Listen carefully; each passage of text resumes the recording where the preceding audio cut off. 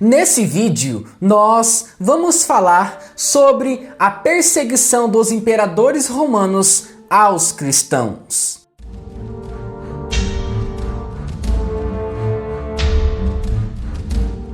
Nero foi um imperador romano do ano de 54 a 68 d.C. Até hoje é uma das figuras históricas mais polêmicas de todos os tempos. Seu nome completo era Nero Cláudio Augusto Germânico. Nasceu na cidade de Anzio, na atual Itália, no dia 15 de dezembro de 37. Nero tornou-se imperador romano em 13 de outubro de 54 d.C., numa época de grande esplendor do Império Romano. Nos 5 primeiros anos de seu governo, Nero mostrou-se um bom administrador. Na política, usou a violência e as armas para combater e eliminar as revoltas que aconteciam em algumas províncias do Império Romano. O que mais marcou a história de Nero foi o caso do incêndio que destruiu parte da cidade de Roma no ano de 64 d.C. O imperador estava em Anzio no momento do incidente e retornou a Roma ao saber do incêndio. Os que apontam Nero como culpado baseiam-se nos relatos de Tácito. Este afirma que havia rumores de que Nero ficou cantando e tocando lira enquanto a cidade queimava. O fato é que Nero culpou e ordenou perseguição aos cristãos, acusados por ele de serem os responsáveis pelo incêndio. Muitos foram capturados e jogados para serem devorados pelas feras.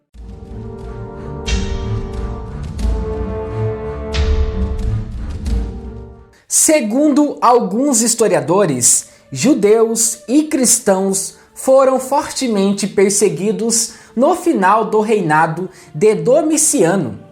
O segundo livro do Apocalipse, que menciona pelo menos um exemplo de martírio, em Apocalipse capítulo 2, versículo 13. Acredita-se que muitos escritos tenham sido feitos durante o reinado de Domiciano. A falta de consenso dos historiadores sobre a perseguição durante o reinado de Domiciano deriva do fato de que, embora existam relatos de perseguição, esses relatos são muito superficiais ou sua confiabilidade é debatida. Frequentemente é feita referência à execução de Tito Flávio Clemente, um cônsul romano e primo do imperador, e também ao banimento de sua esposa.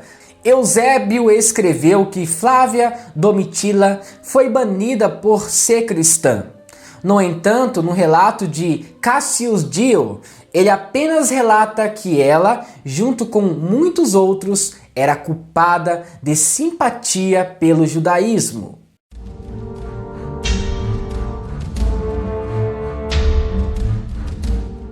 Como imperador civil, Trajano correspondia a Plínio, o jovem, no assunto de como lidar com os cristãos do Ponto, dizendo a Plínio para continuar perseguindo os cristãos, mas não para aceitar denúncias anônimas no interesse da justiça. Os não-cidadãos que admitiram ser cristãos e se recusaram a se retratar, no entanto, deveriam ser executados por obstinação. Aqueles que eram tidos como cidadãos romanos foram enviados a Roma para julgamento. Apesar disso, os teólogos cristãos medievais consideram Trajano um pagão virtuoso. Nós temos poucos relatos sobre o imperador Trajano.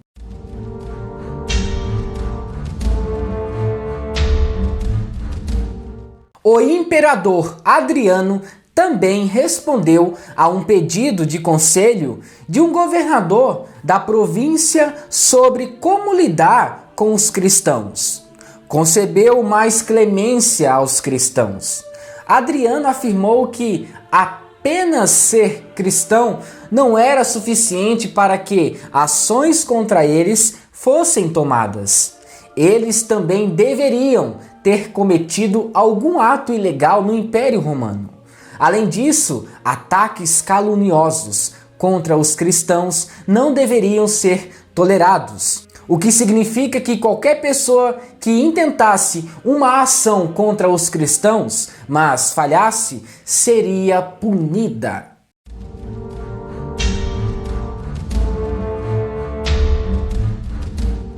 Os ataques esporádicos da atividade anticristã ocorreram durante o período entre o reinado de Marco Aurélio e o de Maximino.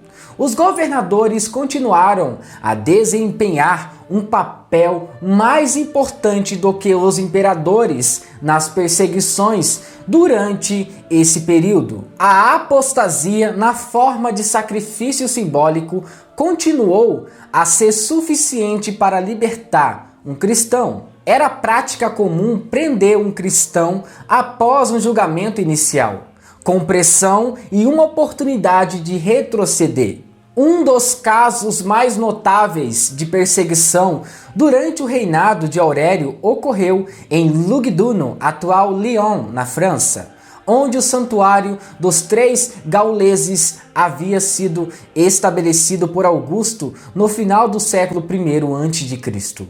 A perseguição em Lyon começou com um movimento não oficial para banir os cristãos de espaços públicos, como o mercado e os banhos, mas acabou resultando em ação oficial. Os cristãos foram presos, julgados no fórum e posteriormente presos. Eles foram condenados a várias punições.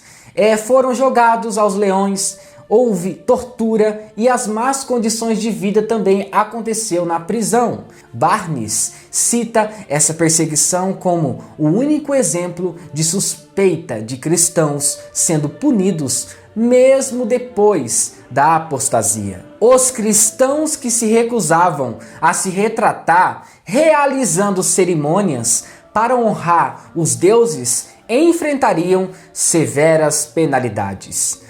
Cidadãos romanos foram exilados ou condenados a uma morte rápida por decapitação. Escravos residentes, estrangeiros e classes mais baixas eram passíveis de morte por animais selvagens como espetáculo ao público. Uma variedade de animais foi usada para os condenados a morrer dessa maneira, para vocês entenderem de como esse imperador era cruel.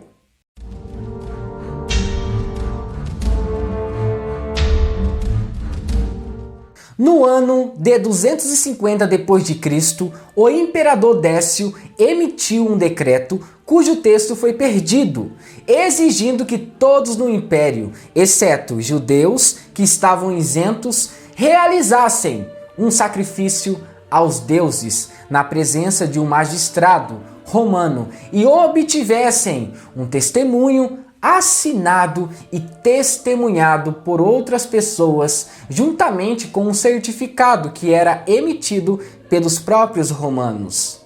Foi a primeira vez que cristãos em todo o império foram forçados pelo edito imperial a escolher entre sua religião e suas vidas. Não se sabe o número de cristãos que foram executados como resultado de sua recusa em obter um certificado, nem quanto esforço foi feito pelas autoridades para verificar quem recebeu e quem não recebeu o certificado. Mas muitos cristãos apostataram da fé e decidiram adorar aos deuses pagãos. Mas outros, como Cipriano, bispo de Cartago, se escondeu, embora o período de execução do decreto tenha sido de apenas 18 meses. Foi severamente traumático para muitas comunidades cristãs, que até então viveram imperturbadas, e deixou lembranças amargas de tirania monstruosa.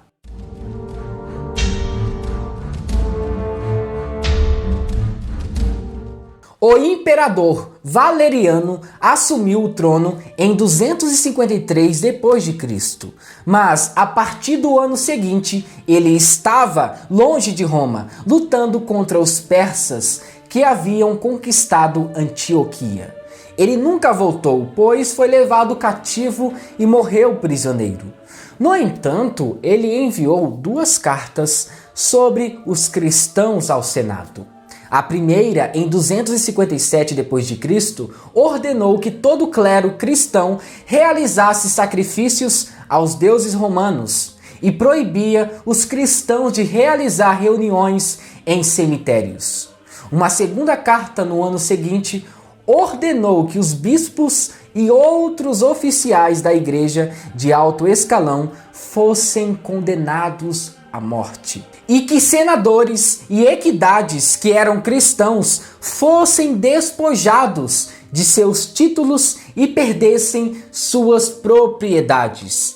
Se eles não realizassem sacrifícios aos deuses, eles também seriam executados. O fato de haver cristãos de alto escalão no coração no Império Romano mostra que as ações tomadas por Décio menos de uma década antes não tiveram um efeito duradouro e que os cristãos não enfrentaram muitas perseguições durante o seu reinado. Entre os executados durante o Império Valeriano estava Cipriano, bispo de Cartago.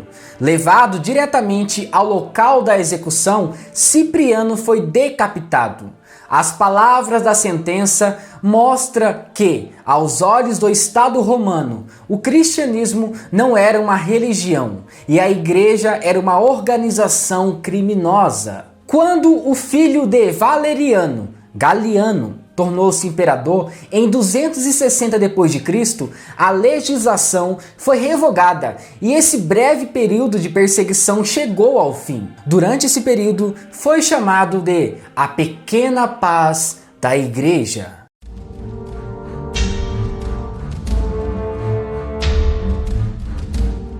A adesão de Diocleciano em 284 d.C. não marcou uma reversão imediata do desrespeito ao cristianismo, mas anunciou uma mudança gradual nas atitudes oficiais em relação às minorias religiosas. A preferência de Diocleciano pelo governo autocrático, combinada com sua autoestima de restaurador da glória romana passada, pressagiou a perseguição mais difundida na história romana. No inverno de 302, Galério pediu a Diocleciano que iniciasse uma perseguição geral aos cristãos.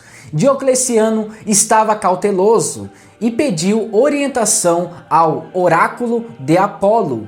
A resposta do oráculo foi lida como um endosso da posição de Galério e uma perseguição geral foi convocada em 24 de fevereiro de 303 d.C. Na Itália, em 306 d.C., Magêncio expulsou o sucessor de Maximiano, Valério Severo, e prometeu total tolerância religiosa. Galério terminou a perseguição no Oriente em 311 d.C.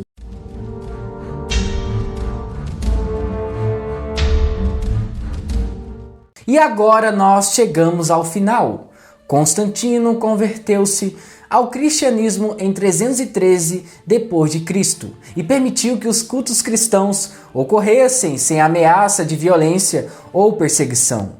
Assim, na figura de Constantino, o cristianismo ganhou novos adeptos em todos os grupos sociais e se expandiu com mais facilidade. Constantino e Licínio, sucessor de Severo, assinaram o Edito de Milão em 313, que oferecia uma aceitação mais abrangente do cristianismo do que o Edito de Galério que havia fornecido. Em pouco tempo, os cultos pagãos passaram a ser proibidos e o cristianismo tornou-se a religião oficial do Império Romano em 380 d.C. Até hoje, o centro da Igreja Católica, o Vaticano, fica localizado na Itália. O Edito de Milão foi importantíssimo para que os cristãos tenham paz durante esse tempo e a perseguição cessou. O que se pensa hoje é que foram 3 séculos de opressão implacável e perseguição sistemática e ininterrupta dos cristãos por parte dos romanos. Mas cada imperador atuou de forma própria com os cristãos. Mas naquela época os imperadores romanos usavam a perseguição referente aos cristãos de formas diferentes. Se estava atrapalhando o Império Romano e havia algo que impedia a questão política de avançar, então eles perseguiam os cristãos. Então cada imperador tinha uma forma diferente de perseguir os cristãos. A perseguição hoje em dia continua na China, na Coreia do Norte e em tantos outros países. E nós precisamos orar por essas pessoas. Sendo assim, muito obrigado por assistir esse vídeo até o final. E se você gostou, não se esqueça, inscreva-se no canal, ative as notificações. E também deixe seu like para fortalecer nosso projeto aqui no YouTube. E que Deus o abençoe em nome de Jesus. Amém.